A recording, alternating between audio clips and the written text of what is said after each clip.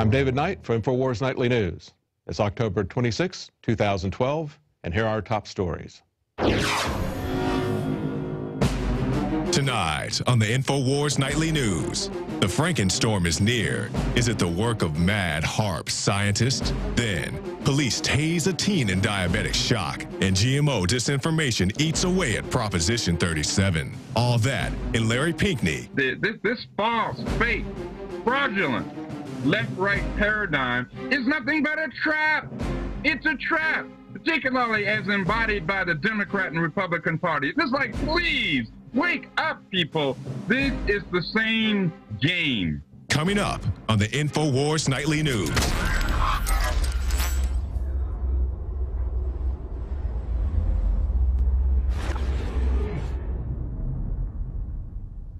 Our job here at Infowars is kind of like that of a meteorologist. We warn you when conditions are dangerous. Well, right now, NOAA is warning us about a Frankenstorm. Not that NOAA, but the National Oceanic and Atmospheric Administration. Forecaster Jim Sisko has predicted a week-long 5- or 6-day event, an unusual mix of hurricane and winter storms, and it appears that it may have a profound effect on the presidential election, not just on people's ability to vote, but on election news coverage as well. So the question is this a geoengineering October surprise? Weather modification is a known fact and has been a subject of research for decades, but the question is whether weather control is now possible. Certainly governments believed it was not only possible, but it was imminent when they signed a UN agreement back in 1976. And 2 years ago, Andrei Arishev of the Strategic Culture Foundation wrote that the climate weapons may be reaching their target capacity. He wrote about HAARP, but he was also alleged that the Pentagon's secret spaceship, the X-37B, carried laser weaponry that could be a key component in the Pentagon's climate change arsenal. And today, Popular Science reported on the work of Jérôme Kasparian, a French physicist at the University of Geneva, who's been able to create rain using lasers in a cloud chamber. We have some video of that. It's subtitled because the video is, Kasparian is French. The work is done in Geneva, Switzerland. But what he demonstrates here is in a cloud chamber, it's possible to get much more precise control of rain creation than it is with cloud seeding. So although governments have agreed not to use weather as a weapon, and they've been working on it for over 40 years, I'm sure that the timing of this storm is just a coincidence. But if you want to keep up on this, we'll be having updates throughout the weekend on Infowars.com. We have several stories there right now, and they'll be updated as situations change. Now, if you recall last November, an Austin man who was having a seizure was tasered by police. It caused him to have permanent brain damage as well as a heart attack. This week, a Dallas-Fort Worth teenager was tasered by police. The incident was caught on tape, and the problem was after a car accident, the 19-year-old had a hypoglycemic incident. He was unable to respond to the policeman. But the policeman was not happy with that. He said, do you understand that I'm talking to you in the video? He says, answer my question, what's the matter with you? Step out of the vehicle, sir, provide me with your driver's license and insurance, or I will taser you. Here's the video actually taken by the CBS affiliate. Hey, you listen to me? Do you understand that I'm talking to you? Answer my question, what's the matter with you? Step out of the vehicle, sir. Provide me with your driver's license and your insurance, step out of the vehicle, or I will tase you. 23 seconds later, he does, firing at the teenager once in the car and once on the ground. Emergency crews arrive. The officer finds out what was wrong. I didn't know he was freaking out there. Well, Murad actually is settled with the city for $5,000. That's the city of Claiborne. And for an agreement that police officers will be better trained in the future. But what if, instead of just training police officers, we took away the tasers that they use as electronic whips? Now, in another inappropriate use of police force, police arrested a 60-year-old woman speaking at a city council meeting in Riverside City Council in California. Karen Wright, 60, was initially handcuffed by 2 officers while she was on her knees. In the video of the incident, she can be heard yelling in pain as officers tried to raise her to her feet while she was handcuffed. And we have an excerpt from that video here as well. You're pulling on my purse! This is video from the Riverside Press Enterprise. Karen Wright exceeded her 3-minute limit to speak to the city council Tuesday night. Right after that, she was arrested and taken out of City Hall chambers. You cannot get up. That's where I get up. You can Wright was given a misdemeanor citation. Riverside Mayor Ron Loveridge said he's never seen somebody arrested for exceeding the 3-minute limit. He's been presiding over city council for 32 years. Well, as the police use more and more force with less and less provocation, an appellate court has just upheld a ban on selling guns to 21-year-olds. Now, this goes back to a 1968 law that was challenged by the NRA. And in it, a unanimous 3-judge panel said that Congress, in a law dating from 1968, adopted the sales ban to help curb violent crime. It also said the nation's founders and 19th century courts and commentators believed that disarming specific groups did not trample on the right to bear arms. Well, there's several problems with leaving our rights to be determined by panels of judges. That's one of the reasons we have jury nullification. What really is going to happen in this country, if we're ever going to see our rights restored, it's going to happen through the work of individual juries who are going to one by one judge the law as well as the facts of the case. But these judges said that the founders of the country did not have problems withholding gun rights to certain individuals. Well, that's clearly not the case. What they said was people who did not have guns were slaves. And the one time in the 19th century that they're referring to, the laws that they're referring to, banning gun ownership by specific groups, those were laws against blacks owning guns. Do we really want to reenact that? I don't think so. People who are 21 years old, well, people who are 19 and 20, who under this law are not allowed to purchase guns, are people who are allowed and encouraged and trained to go to other countries and kill people as part of the military. The judges said that a rigorous review was appropriate because the law did not prevent 18 to 20-year-olds from using handguns for self-defense or other lawful purposes, and that people subjected to the ban, that is 18, 19, and 20-year-olds, would eventually surmount it by turning 21. Well, that's if they survive to 21. Well, if you caught the Wednesday radio program, you heard Alex Jones interview Bev Harris of blackboxvoting.org. Now, Bev Harris is an expert at election fraud and ways to catch it, many ways to cheat. But they discussed it in terms of the presidential election. Mike Adams asked a question in his article, are biotech GMO corporations plotting to steal the election on Prop 37?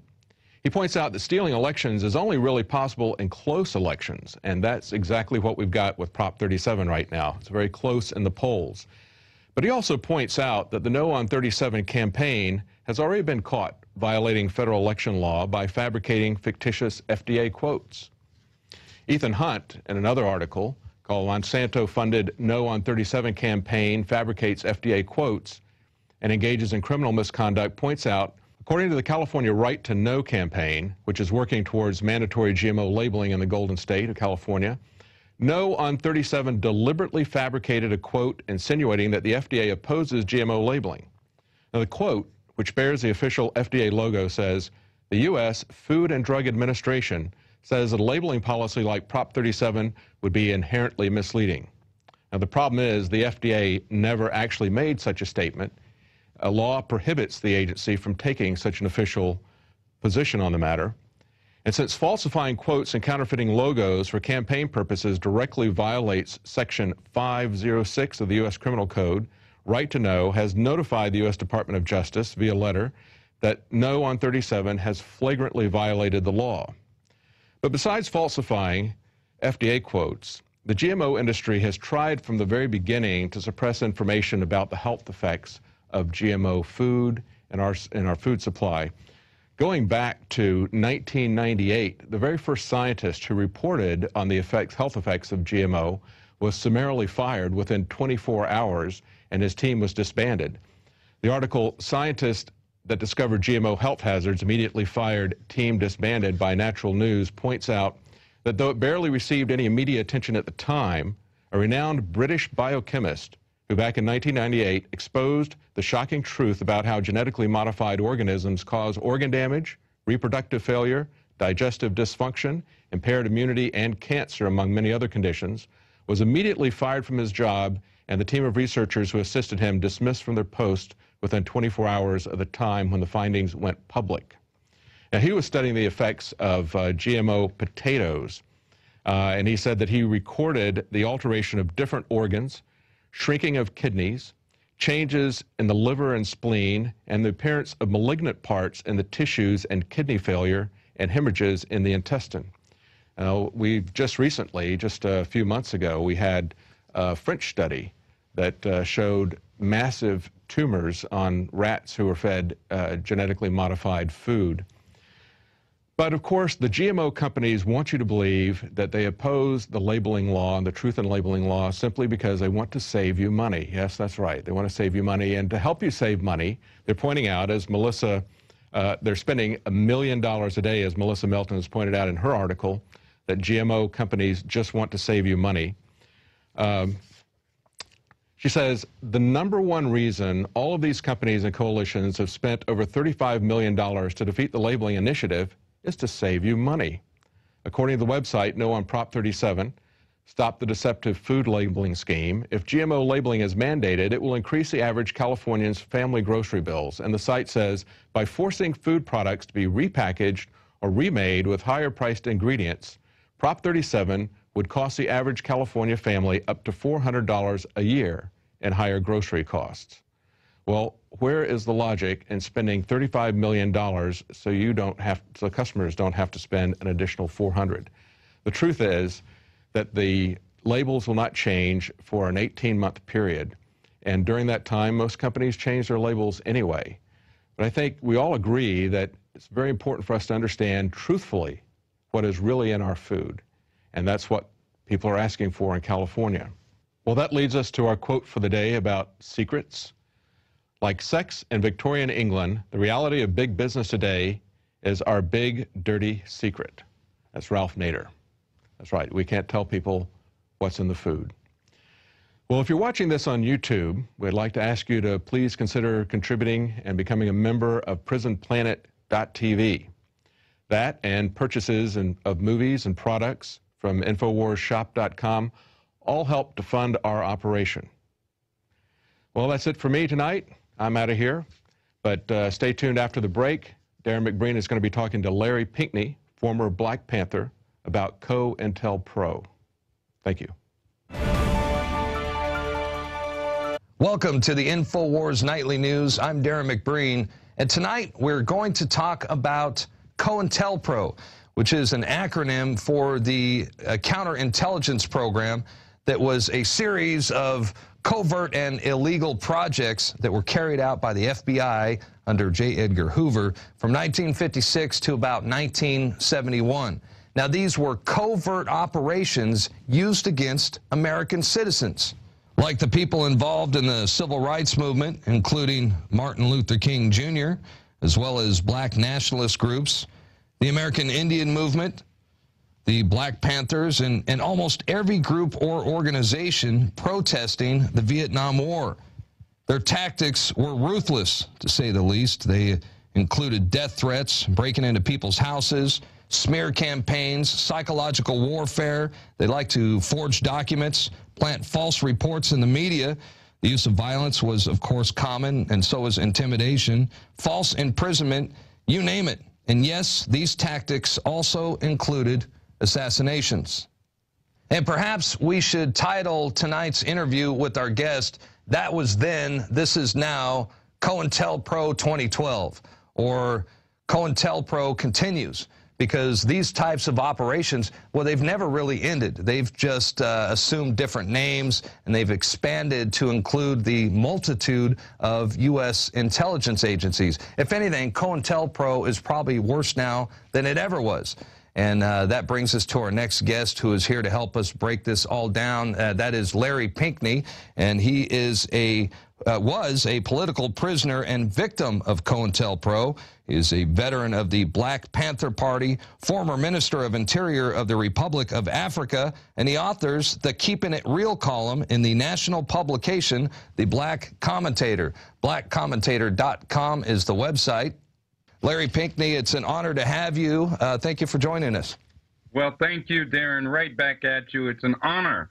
Believe me, it is an honor to be on the program. And I want to say thank you to all of the viewing and listening audience. Well, for those in our audience who might not be familiar with who you are, please tell us a little bit about yourself and what you know about COINTELPRO. Well, in a nutshell, my background is that, as you mentioned, I'm a veteran of the Black Panther Party. I am a former Minister of Interior for the Republic of New Africa. I was a political prisoner for 10 years. I'm the only quote-unquote American to have ever successfully self-authored my civil, political, human rights case to the United Nations. Not that it really mattered to the countries, even though I won the case. And as you also mentioned, I'm an editorial board member and columnist with Black Commentator, that's blackcommentator.com, and associate editor with Intrepid Report, which is intrepidreport.com. But most importantly, I try to continue keeping it real, to continue in this struggle, because we're living in some very, very serious times, my brother. Well, I hear you, and you were a political prisoner for 10 years after being set up and framed, but you're not the only one. I mean, there were literally thousands of others who were victimized by this, am I right? You are absolutely correct, and I'm so glad you mentioned that, because the reality is that there were thousands, more like tens of thousands. Some people are unknown to this day. As you mentioned in your introduction, you know, people were murdered. They were set up in every vicious kind of fashion. People's families were used against them. Their friends, quote unquote, their associates, quote unquote, were used to destroy them based upon what? Their political beliefs, based upon their principles. And you also mentioned, and I'm so glad you did, Darrin, that this is going on today. The counterintelligence program has in fact morphed into things such as the NDAA, the so-called National Defense Authorization Act, which has a provision, as you well know, that says that American citizens, as well as anyone else, but U.S. citizens can be indefinitely imprisoned without charge, without trial, without judge, without jury. Oh, yes. This Barack Obama, war criminal president, signed the NDAA on December 31st, 2011, when he knew everybody, or mostly everybody, would be sleeping. Nobody would pay attention to it. Then, of course, we have either sleeping or partying. But then we have, of course, the kill list, Obama's famous, infamous, I should say, kill list, which says that anyone, including U.S. citizens, can be murdered at the will, essentially, of whom? None other than this war criminal president, Barack Obama. So what has happened is COINTELPRO, instead of destroying it like they should have, they simply made it, quote, legal. And so it's gotten worse. It's in, as you said earlier, the acronyms may have changed, but the reality, the horror of it, continues. And this is something that we, all of us, sisters and brothers, must understand, that the situation has intensified, but do not fear, because the power of the people is here if we can just wake up and organize. But go ahead, my brother. I'm sorry. I ranted. No, I couldn't agree with you more. Actually, I was wanting to get your take as well on something that occurred earlier this week, and that was the fact that Mitt Romney's son was reported to have purchased the electronic voting machines in Ohio. And meanwhile, at the same time, we have Obama supporters who have been flooding Facebook and Twitter accounts saying that they're going to riot should Obama fail to secure a second term. And, you know, and I thought this had COINTELPRO written all over it, as far as, let's say that Obama should lose the election, the powers to be could easily agent provocateur or set up some kind of false flag incident, fan the flames of rioting, if you would, and throughout any town USA or throughout the entire nation, until ultimately we'd have massive civil unrest, and they would have the perfect excuse to declare martial law and then take one more giant leap forward toward the total police state, which has been their objective for many, many years. What are the chances of people rioting, you think, if Obama were to lose the election? Well, first of all, I'm sad to say that I doubt that Obama will lose the election. I think they want to reinstall him because he's what I call perfect ghetto uprising insurance, if you get my drift. Ghetto uprising insurance. And he's a perfect Trojan horse for this avaricious Wall Street corporate elite. Now, but let me direct my answer to your question. If, in fact, Obama were to lose this election, which I call a C-election, because we're not really, no one's being elected. It's twiddly-dee and twiddly-dum. But the reality is that Barack Obama is in a position today where the government, and I say corporate government, because it's certainly not the people's government, is utilizing every kind of tactic that it can to frighten people, to keep people disorganized. And as far as rioting goes, I remember saying this, I don't know if it was on this show or another show, but, you know, to riot, if we're going to have a riot, why don't they begin rioting in their own minds, wake their minds up and find out just what the hell is going on?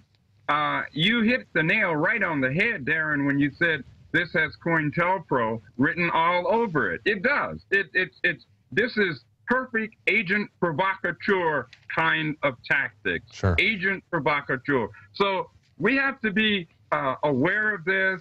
The corporate stream media is going to do, and is doing, not is going to do, is engaging in every nefarious activity that it possibly can to keep people at each other's throats. Instead of people talking about rioting, they ought to be talking about what in the hell do we have this NDAA signing, predator drone, warmongering, Wall Street puppet sitting in the White House doing more damage than George W. Bush ever could have dreamed of doing. And don't get me wrong, I was not a supporter of George W. Bush, but let's get real, okay? This man in less than 4 years has destroyed in the essence of what people who love justice and freedom, he's destroyed the essence, or tried to destroy, I should say, because he hasn't destroyed it, the essence of the people's struggle. And I'm talking about black, white, brown, red, and yellow people across the board. None of this division, none of this divisive nonsense. We got to come together. So, no, as far as getting back to the whole riot thing, that is what the CIA calls a balloon. They put a balloon up there, floating a balloon, you know what I mean? And then they see, what kind of reaction can we get? Can we get a bunch of fools to do this? Oh, wow. Yeah, look at them. Boom. You know, idiots. But anyway, I'll stop right there. Well, I agree with you, and like I said, the potential for civil unrest is there, and they could definitely, you know, people in the United States will riot if, you know, the Lakers win the championship, or they're upset about a sporting event. A riot could start easily. You know, another group I was thinking that was targeted by COINTELPRO back in the day was the American Indian movement. Yeah. And, you know, we were all saddened by the loss of American icon, hero, legend, you name it, Russell Means, who tragically passed away over the weekend. And I noticed on blackcommentator.com on the website that you wrote a tribute to Russell Means. It's called A Tribute to Russell Means, Whose Spirit Shall Never Die. I encourage everyone to check that out. It is wonderfully written. And Russell Means was no stranger to the Infowar. I mean, he's been on our program several times. Our very own Rob Dew got to spend the day with him not very long ago, and the interview is available on the Alex Jones YouTube channel. In fact, we have a whole Russell Means tribute that we have uploaded on YouTube, so you know, everybody should check that out as well. But you know, tell us about the legacy that he left and the message that will continue because of the impact that he had on all of us. Absolutely. To say that I love and respect Russell would be an understatement, truly. Russell Means was not merely, and I'm not saying it's certainly not important, but he was not only one of the leaders of the American Indian movement, but and the American Indian movement, by the way, as you noted, was in fact a target of the counterintelligence program. Proof of that is just look at the many indigenous people that were murdered, and look at a longtime political prisoner who's still a political prisoner, Leonard Peltier, who was also very much directly involved with AIM, the American Indian movement. Now, getting back to Russell.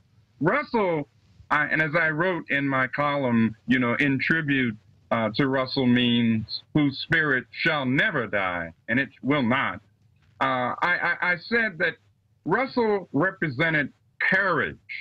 You know, the corporate stream media did not like Russell Means, and anybody that the corporate stream media liked, you better be wary of. But they did not like Russell Means, because Russell Means spoke the truth. Whether we agreed on every single detail or not was absolutely irrelevant. He spoke the truth. He continued to talk about how this government is hypocritical, not just to indigenous native peoples, but to everybody, black, white, brown, red, and yellow people, everybody. Its policies are hypocritical and dangerous to everyday people, okay? For example, this whole thing of terrorism.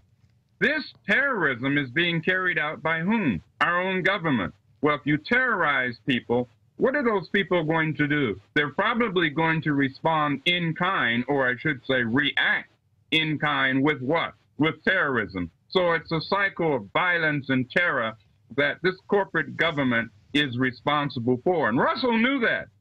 Russell talked about it, and he tied it in with the many, many treaties that were broken with the sisters and brothers of the indigenous native communities across this land, and even in Canada, not just in the United States. Well, that's right. I mean, he certainly made an impact, and he's going to remain a positive influence for generations to come. And man, we're certainly going to miss him. Yeah. Hey, I wanted to switch gears a little bit. I want to talk about the Black Panthers for a little bit, because I'm intrigued about it.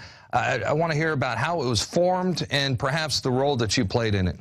Okay. The Black Panther Party, and I want to really again thank you and everyone at Infowars, and especially the audience, because today happens to be a part of, today being October the 26th, happens to be a part of what we veterans of the party refer to as Black Panther Party History Month. Why? Because the Black Panther Party was founded in the month of October of 1966 in Oakland, California. Okay? It was founded, first of all, in an effort to combat the virulent police violence against poor people. And in this particular case, it was primarily poor Black Americans, but it's poor people across the board. And as I said, the party was founded in Oakland, California in October of '66. The party formed around the basis of what we call all power to the people. That was our rallying cry. All power to the people. The people. You say black people, white people, brown people, all power to the people, period. Okay? And if you just put in all power, you Google that, you'll see Black Panther Party come out. We had what was called a 10-point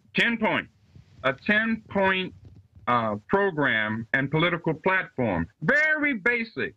We don't, you know, we were very simple but deep, instead of being like these jerks today, complex and very shallow. We kept it very clear. The 10-point program dealt with issues of food, shelter, clothing, medical care, everyday issues that we're still having to deal with today. And I don't care what your color or gender is, we still have to deal with them today. And the 10-point program consisted of what we want, what we believe, what we want. Those are the two segments throughout the 10-point program. And this is why people responded. People responded because it was so clear. It was so simple. And of course, unfortunately, so did the government respond brutally. Yeah. J Edgar Hoover said the Black Panther Party was the greatest threat to the internal security of the country, was his quote. That's right. And you know, now talk about insanity. Since when is food, housing, shelter, clothing, education, if that's a threat to the internal security of this country, then brothers and sisters, we better look at what internal security really means. You know, we better give that some thought. Even today, we better give that some thought. You know, so the 10-point program is what Huey P. Newton, who I was very fortunate to know fairly well, and Bobby Seale actually sat down and wrote, clear, simple fashion. We had free breakfast programs. Yes, free breakfast programs nationally. We had free shoe programs. We had free clothing programs. All of these are national programs, okay? We had free medical programs where we set up clinics. And so you don't have the money to pay? Who cares? Come on, we need your medical needs need to be taken care of. And by the way, you didn't have to be black. Yeah, I was going to say that was people of all color. That's right. Yeah. That's right. That's right. And that's another thing that the media did, was they disfigured and distorted the party. Yeah. Okay? So people, you say Black Panther, they go, oh, they hate those white people. Right? But they've been programmed by the corporate stream media to believe that nonsense, to believe those lies. You know, but the party, as I said, strongly believed in our rallying cry, all power to the people. To this very day, even though the party was ultimately decimated, the legacy of the party, and it was decimated, of course, thanks to the United States government, just horrible activities that they engaged in.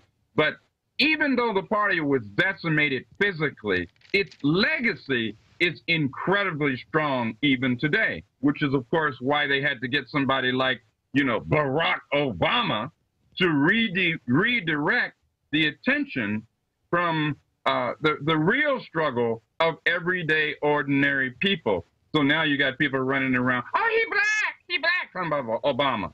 Well, you know, the reality is what he is a murderer. What he is a conjurer. You know, what he is a Trojan horse. But see, back in the day with the party, with the Black Panther Party, things were far clearer. But I have a feeling that things are still going to become even clearer as long as we unite and have our differences. That's fine. If we don't have differences, somebody's lying. But we're going to have our differences in the closet, and we're going to come out as a united front of people of all colors. That's right. That's right. I hope I answered it. No, absolutely. No, it's great to hear you speak out, and I'm curious as well. What happened to the old crew? I mean, you guys ever get together? Are there reunions? Do you ever hang out and have a beer, talk politics? All the time, my brother. All the time. I stay in touch with at least 3 or 4 party veterans on a regular basis. Sister Kilu Onyasha, who's in the Bay Area, you know, San Francisco, Oakland Bay Area. Brother BJ, Billy X Jennings, who's also in the Sacramento and California and Oakland area. Brother Gerald, who's also in Oakland. I mean, I could name Robert King Wilkerson, who was one of the Angola 3, was in prison for, my God, 3 decades. Jeez. Finally was, yes, he also was a party member. But I stay in touch. We stay in touch with each other. Oh, yes, on a regular basis. Well, I mean, we go on. The struggle goes on. I was just going to say that, you know, the struggle continues, so it's good to know that you guys are still hanging out. And, you know, when I think of the original Black Panther Party, you know, I think of that, the street toughness. You guys had pride, discipline, but you also had, you know, open carry guns, which, you know, you were policing the police, which definitely that needed to be done at that time. It was like a neighborhood watch program, and there was a lot of police brutality going on. And you guys, the Brothers on the Block is what you used to call it. And tell us about your thoughts on the Second Amendment. I mean, we have a right to defend ourselves, don't we? I'm glad you put a question mark behind that, because at least constitutionally we do. But if we pay close attention to the way things are coming down, and I don't care whether it's Democrat or Republican, If we pay close attention to what's happening, our constitutional rights have been eroded.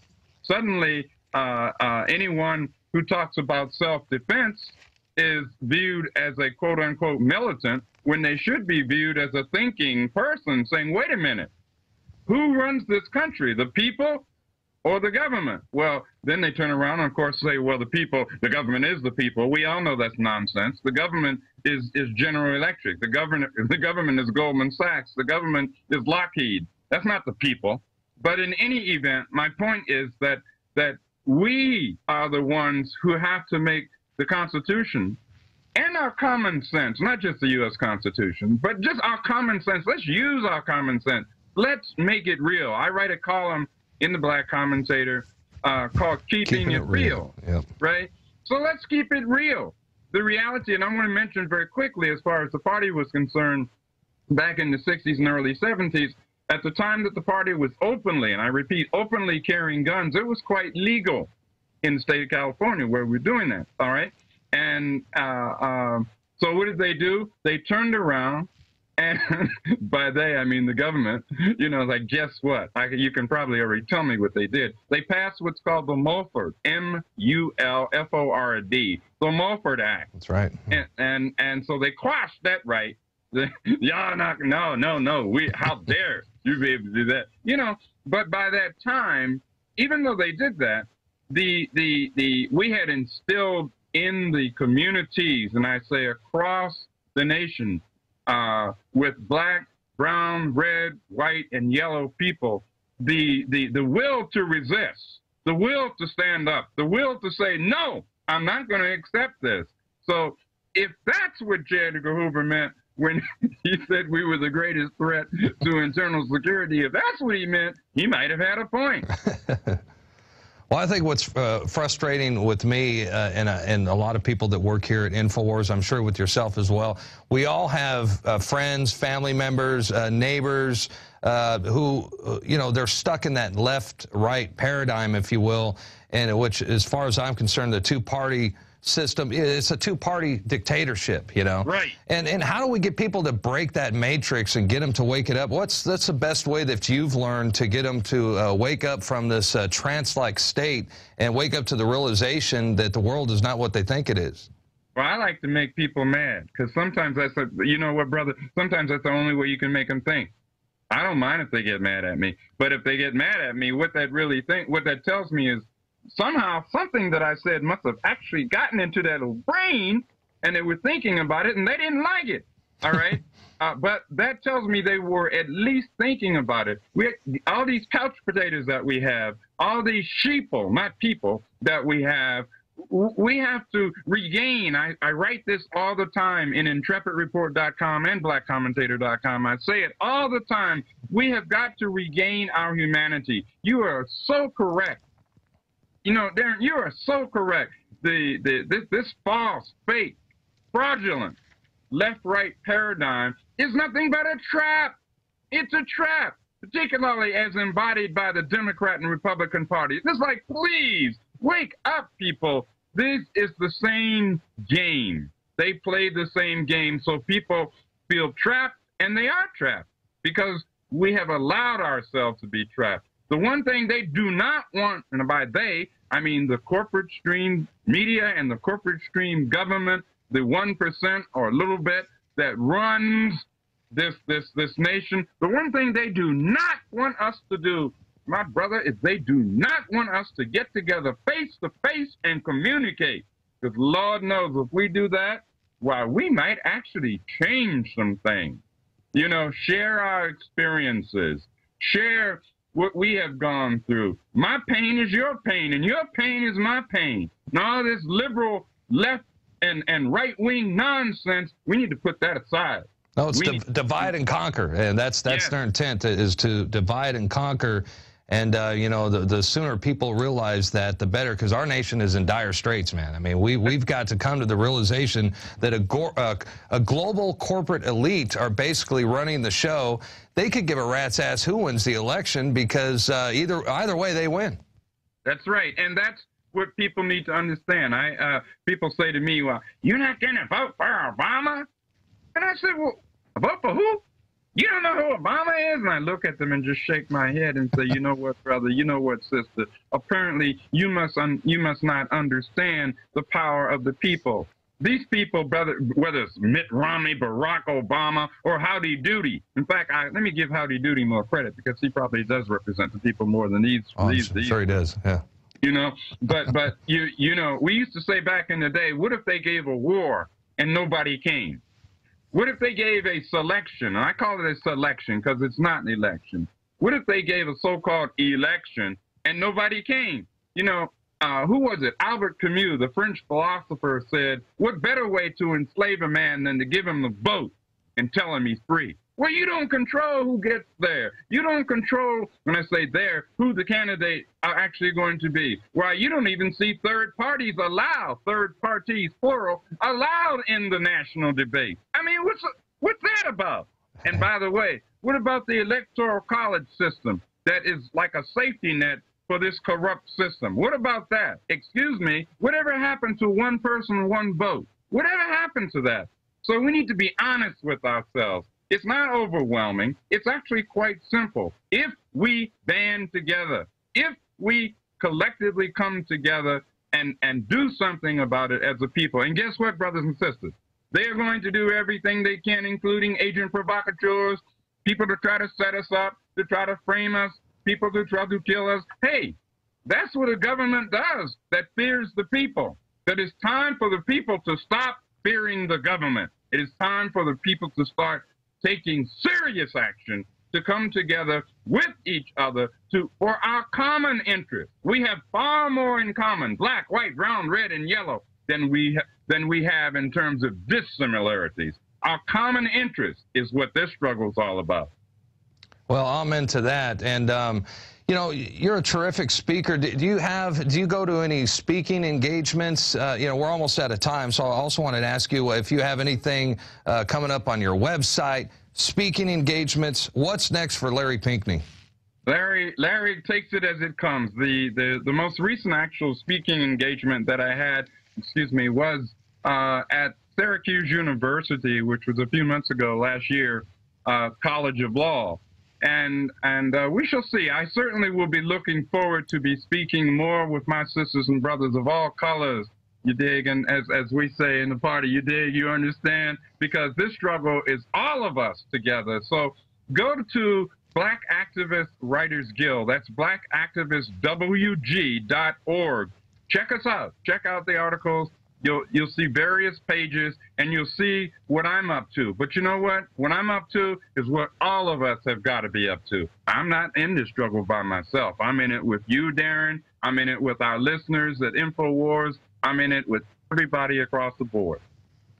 Well, that's right, and we are all in this fight together, and Larry, I can't thank you enough for hanging out with us tonight. I admire your courage. Thank you for having the courage to stand up to COINTELPRO and warning others that it's still happening today, and you know, we all need to recognize that as well. So I sure hope you are willing to come back and join us again sometime in the near future. Of course, and I thank you, and let me simply say thank you to all my sisters and brothers, all my brothers and sisters out there. All power to the people. All power to the people. All right, Larry, thank you. All right, folks, there he goes. That was Larry Pinkney, and you know, he's quickly becoming a favorite guest on our show. Our viewers respond well to him, and you know, he's a fascinating character. You know, he's the real deal. You know, it's always fascinating to talk to him, because not only did he take part in one of the most interesting times in history, you know, with the Black Panthers back in the 60s and 70s, but he's a prominent activist today, and who knows, perhaps the, you know, modern times will prove to be the most interesting time of all, if not especially dangerous for political activists. Hey, that's going to do it for tonight's broadcast. I'm Darrin Mcbreen. The Infowars Nightly News will continue, Lord willing, next Monday through Friday, 7 o'clock p.m. Central Time. Until then, I hope all you guys out there have a blessed weekend, and we'll see you back right here on Monday. Good night.